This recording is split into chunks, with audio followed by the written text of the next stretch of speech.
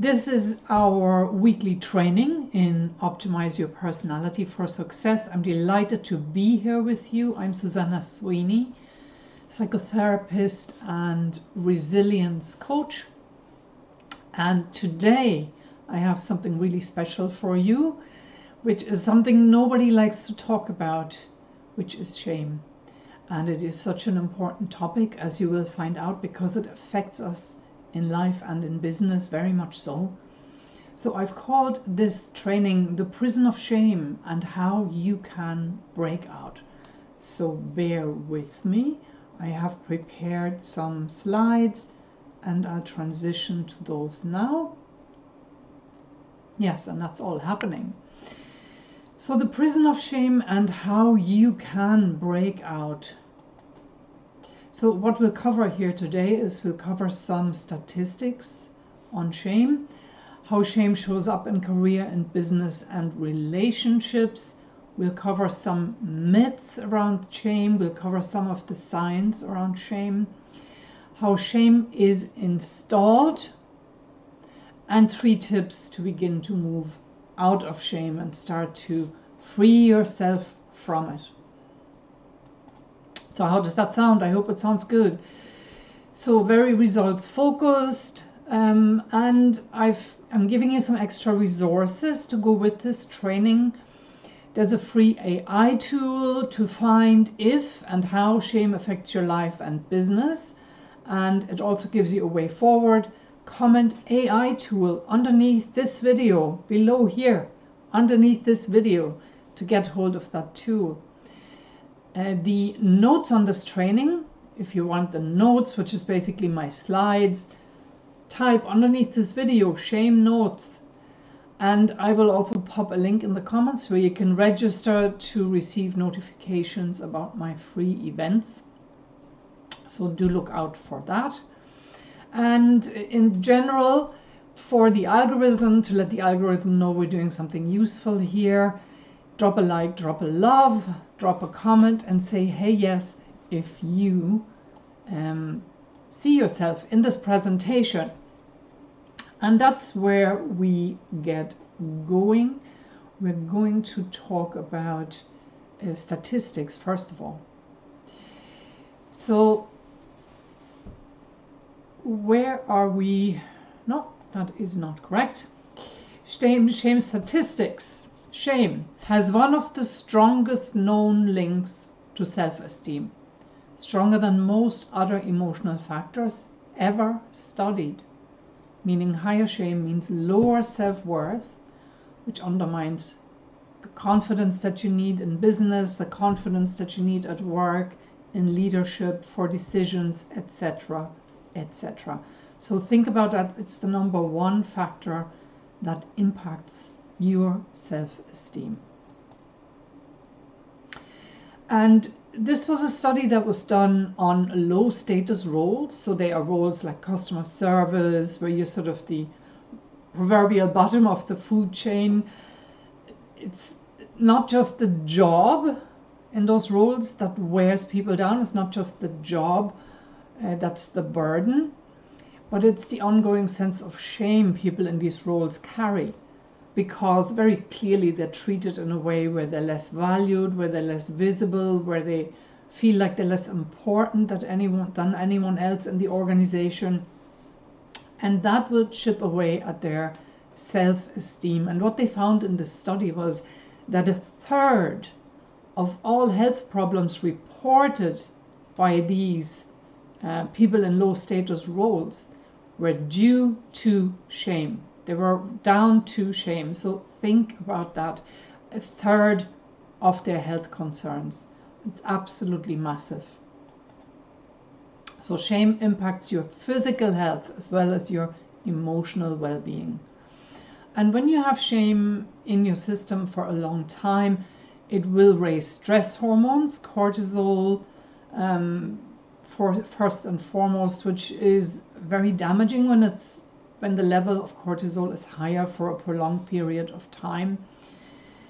Pro-inflammatory cytokines, so another very damaging chemical that will contribute to weight gain, to heart disease, to arteriosclerosis, weaker immunity, and your overall physical stamina. And that's what may have been behind this study on the health impact of shame, that these are the mechanics by which that happens.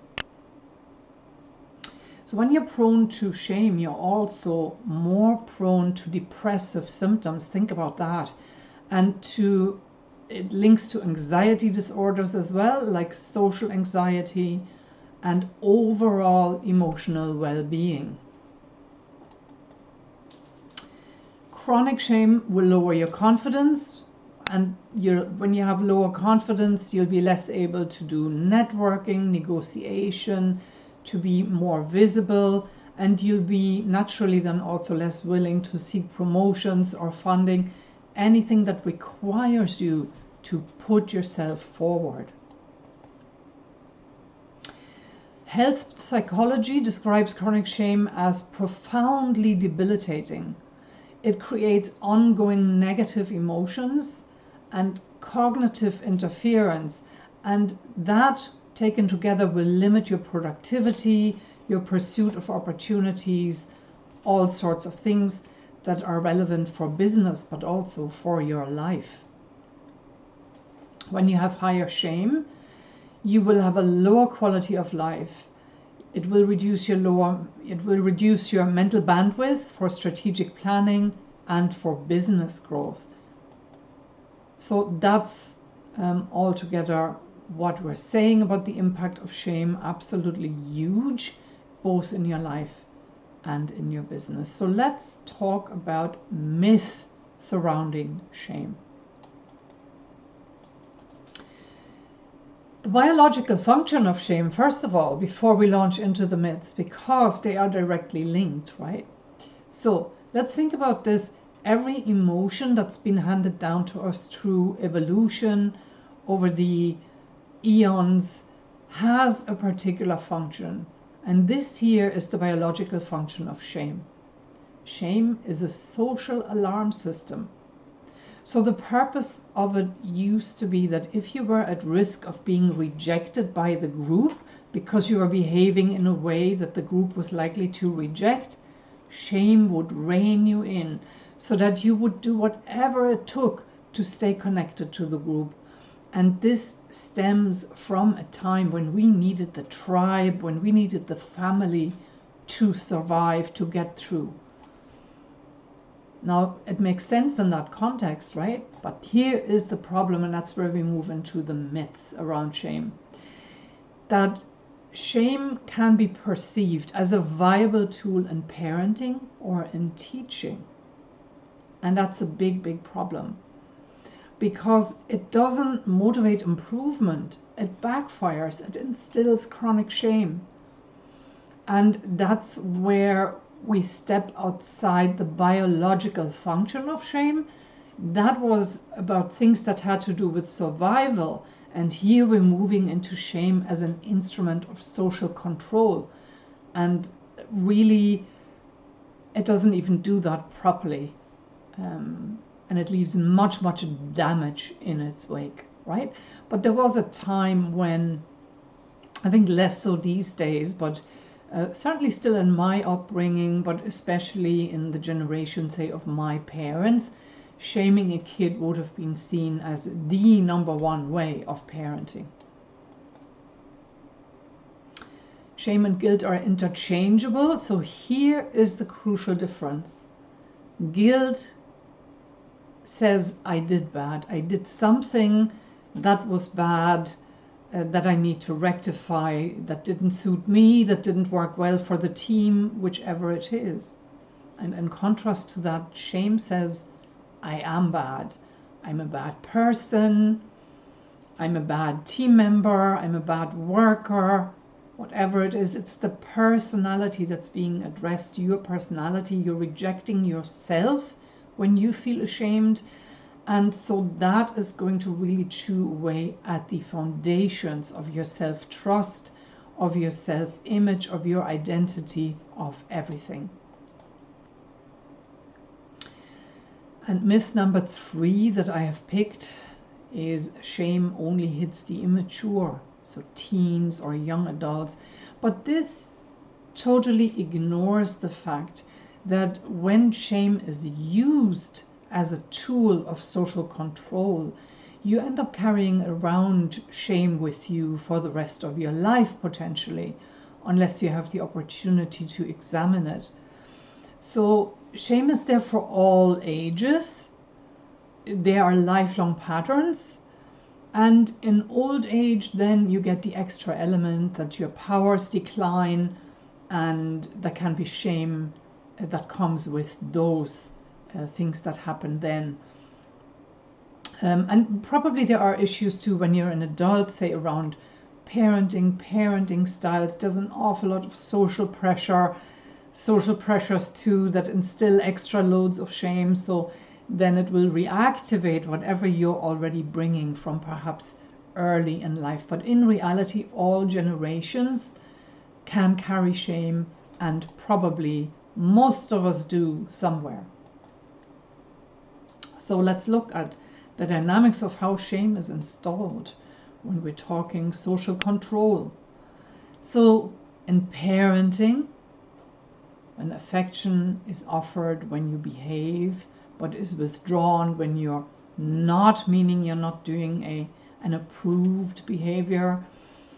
So this type of conditional love is still, I think, very common. It may not be as overt, but it can still happen, where really the ideal way is to love your kid no matter who they are. You're going to approve of them exactly as they are, love them for who they are. And then when there's behavior to be corrected, you don't do the character-based criticism, you correct the behavior instead. So when you say things like you're bad, you're selfish, you're too much to a child, of course they will internalize that, of course, and especially so if it's not just a once-off, if it's done regularly, which it usually is once the pattern is there. Emotional withdrawal. So the silent treatment, some parents probably still these days do that. When you give a child the silent treatment, that's very threatening to a child, and they certainly will feel like they have done something wrong, and that it's all on them. And when it keeps happening, they will feel like they're a bad person. So it's really up to the parent to resolve that unhappiness they have with the child's behavior, maybe explain it, maybe repair the situation, maybe explain their own reaction to the child. But when those things don't happen, and when the contact with your child isn't constant, then that instills shame, and more so it will probably be encoded as a very difficult experience and will stay in their system lifelong.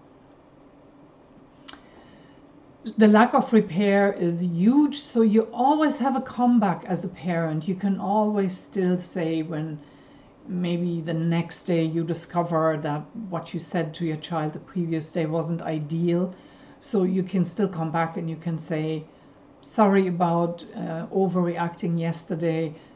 ABC is important to me, and I want you to remember that for the way you do these things in future. But I shouldn't have reacted in the way I did. And in the future, let's have a discussion about this when this comes up again. I'm sure it will come up again. And then it's a learning experience for both of us, and not just for the child. So this would be one way of doing repair. Very, very important.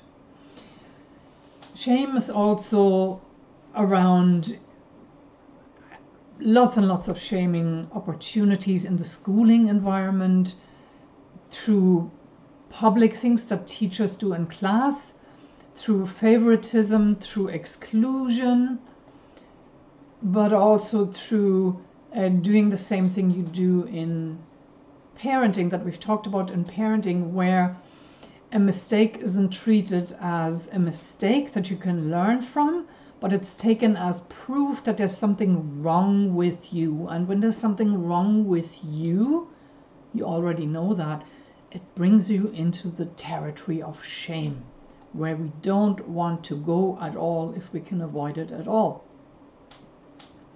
General social environments, exclusion is a huge one. When you're left out of invites, when you're sidelined maybe, when you're ignored in group settings, when you're not wanted, it's a very, very painful experience. I can say from my own experience, and it's certainly designed to bring you into shame when you are the only one as well, and you are left out of the group. Now, for me, ultimately, it did the opposite when I experienced this myself, because I could see through it, and I was already on the way of really looking after myself in this. It was a very toxic environment that I was in. But it's not always like that, especially not if you're dependent on an environment or you're locked into it in some way. Then exclusion will be very painful, can be very damaging, and will most likely instill some shame where you're asking yourself, what is wrong with me? And the same thing happens when difference is treated as a defect, right? So rather than celebrating difference, the fact that you dress differently, speak differently, have a different skin color, or think differently, have different ideas, to shame people for that, to exclude them for that element with which they stand out, which is often very, very small kind of a thing, will make them feel very ashamed, or is designed to do that. And it's very, very hurtful and very, very damaging. In workplaces, when bosses belittle people in meetings, when people are not taken into account when they're making decisions, micromanaging is a trend that can really make you feel so ashamed when you're treated like you're incompetent. I've experienced that myself. When you've done a job for years and suddenly a new boss comes in and they think they know everything, and they haven't got a clue, but at the same time they won't listen to you. That can be really problematic, being pushed into micromanagement.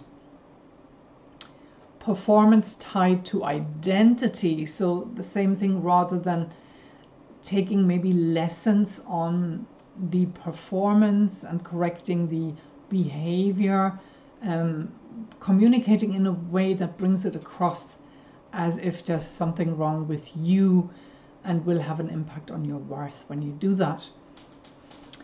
When there's no feedback, it can also instill shame, because you will notice things. You will notice you were passed over. You're not given the information you need as to how you can improve or how you can secure that promotion. And then you internalize, ultimately, it's me and there's something wrong with me. That's how we're wired, right? And so these are the concrete things that when you carry shame can happen in career and in business. And this is especially true when you have a lot of chronic shame that you carry around from childhood. You can go down the route of perfectionism, and this is where shame shows up as relentless polishing, second-guessing your decisions, or hanging back rather than pushing ahead with the thing you need to do, delaying, dragging out reports and things, other deliverables, and all of that will amount to costing you visibility, credibility, and let's not forget income. Visibility anxiety, that holds shame at the core of it often. That makes you worry about how others perceive you, how they think about you, so you hold back.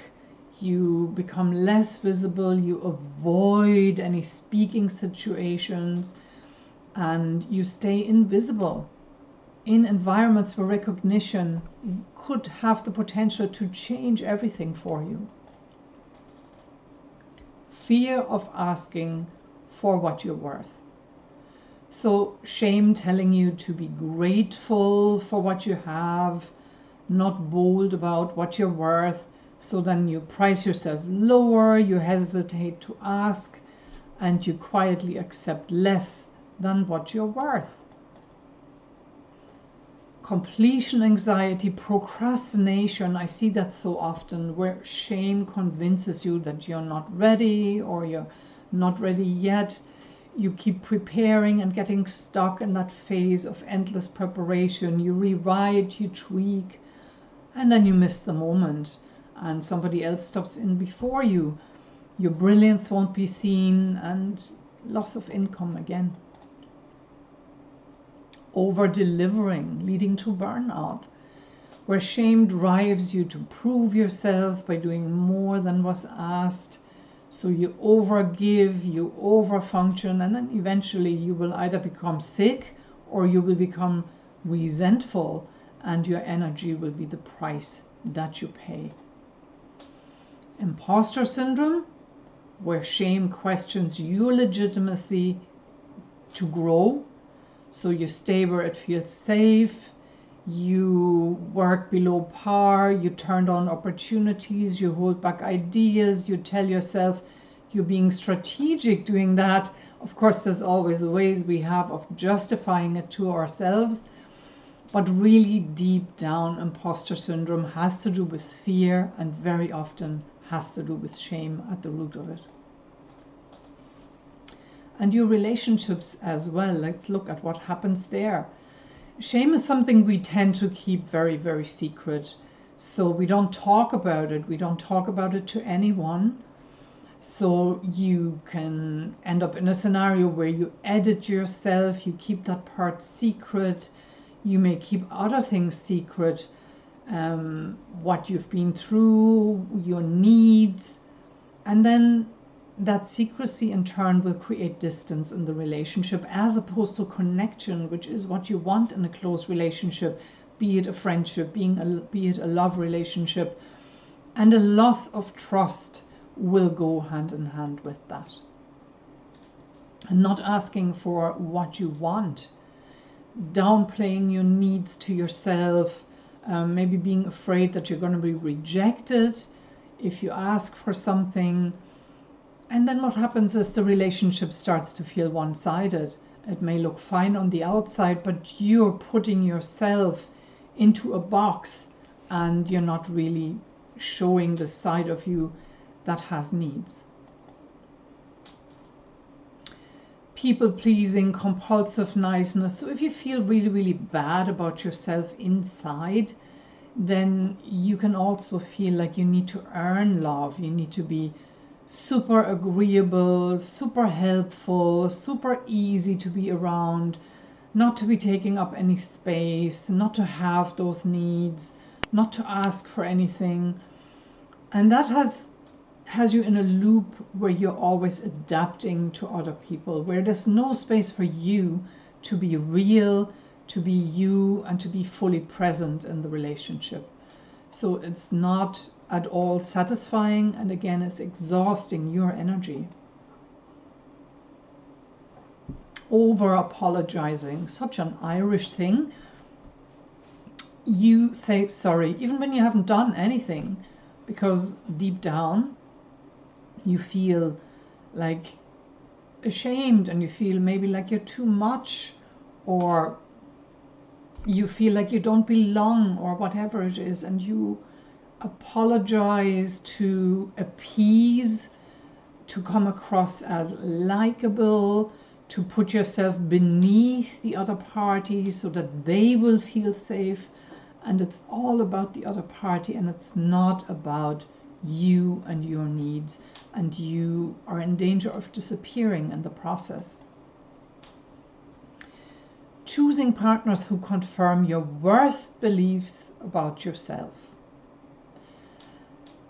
You can be drawn towards people who reinforce the idea that you're not worthy, that you must have no needs, and all of that stuff. And this is how shame is the ultimate damaging emotion, I think, when it destroys the satisfaction in relationships. And that can even lead to sexual shutdown or sexual overperformance. So think about the idea about the needs concept. Sure, that will be the very same in the bedroom.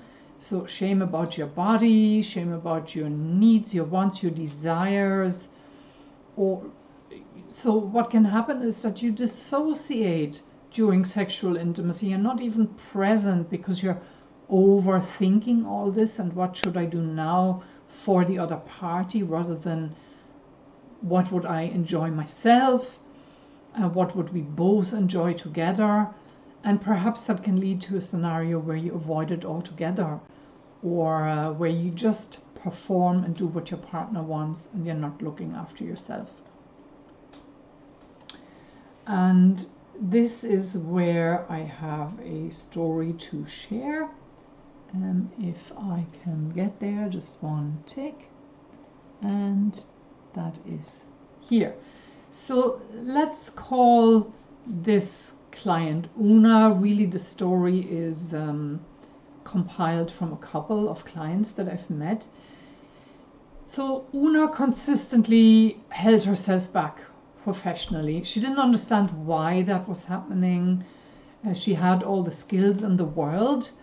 She was highly qualified. She was in the nursing profession, specialist nursing, and she had been told to apply for this particular role, which would come up, but she had been delaying this and had been overdue a promotion for a couple of years.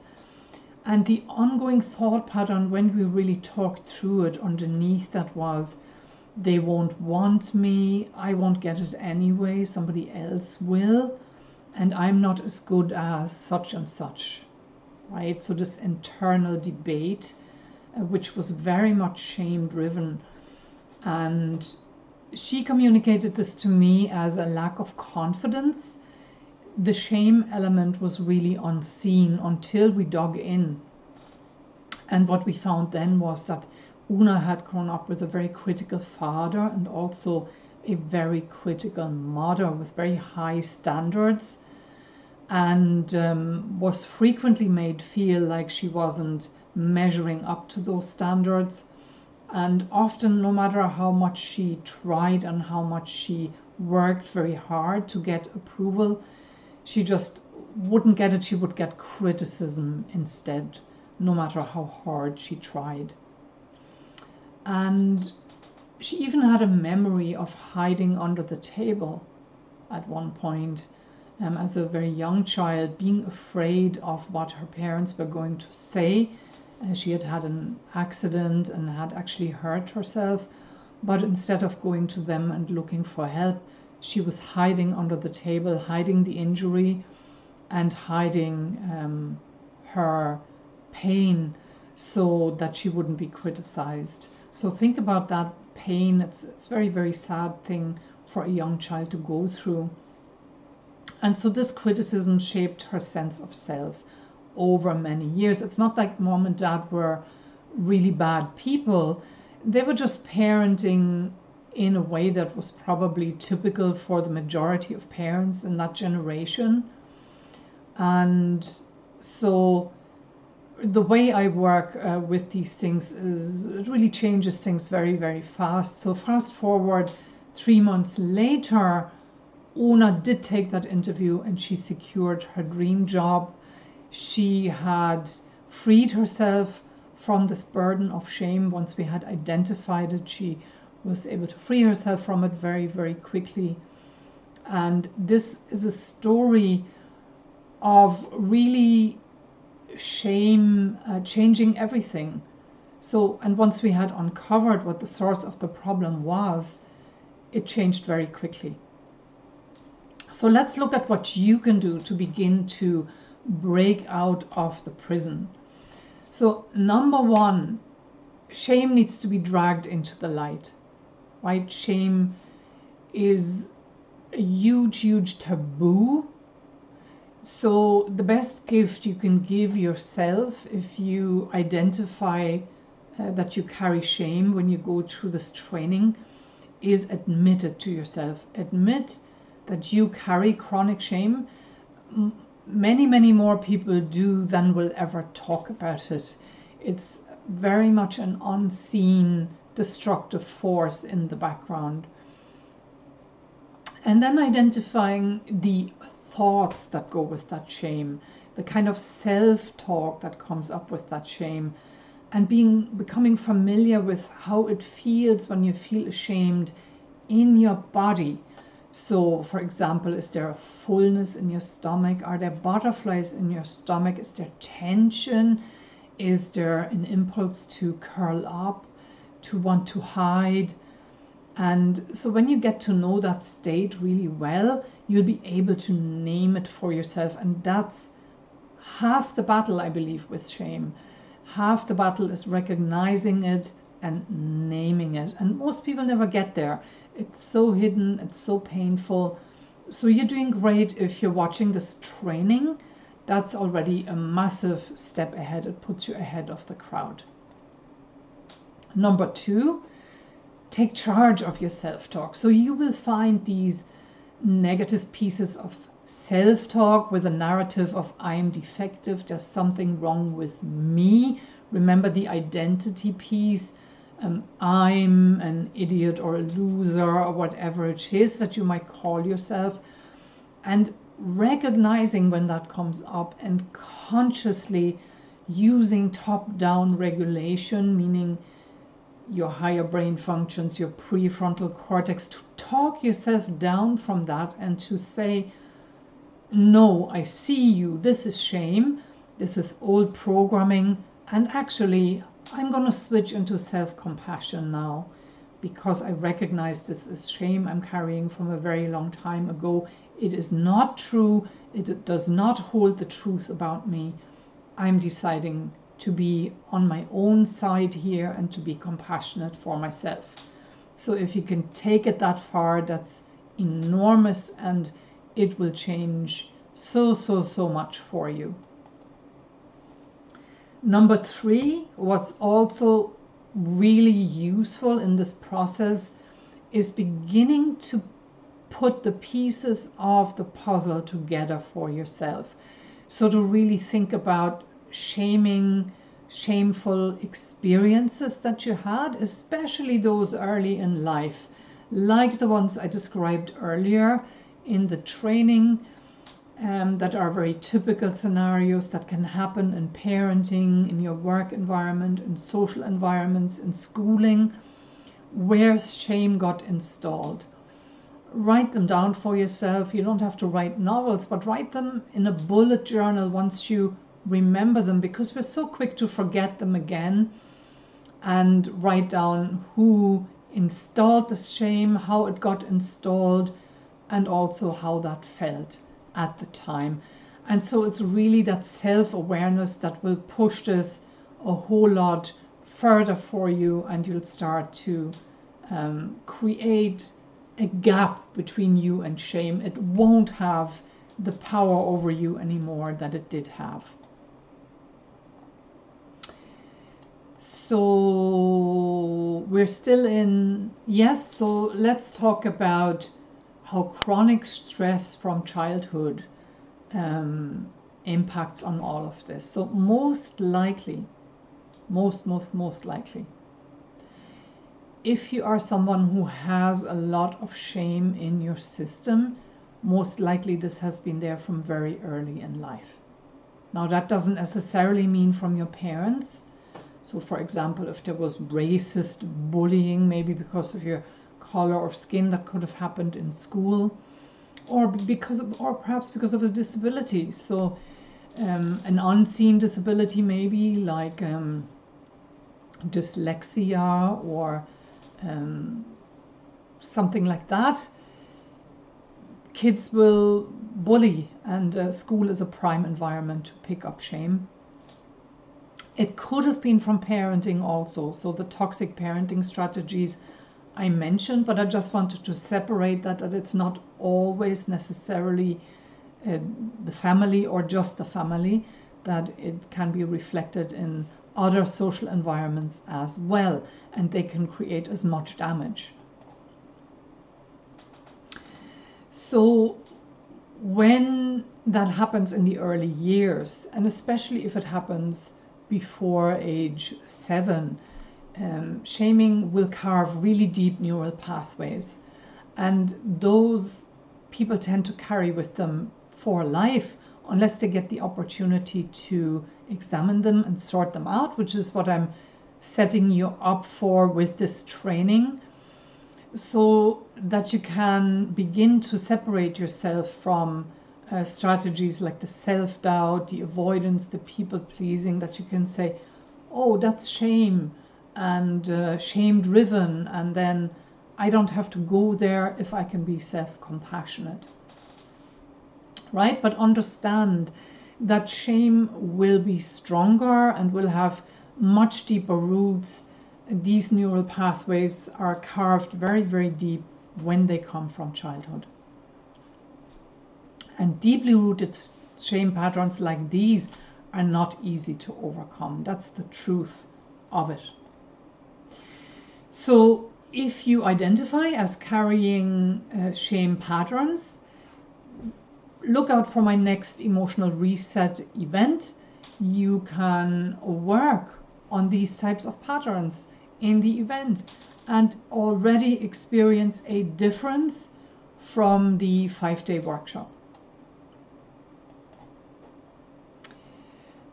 And beyond the workshop, in my Optimise program, I help clients clear those emotional patterns so that they can change how they show up, that they can have their clarity back, that they can get more follow through in business, but also in life.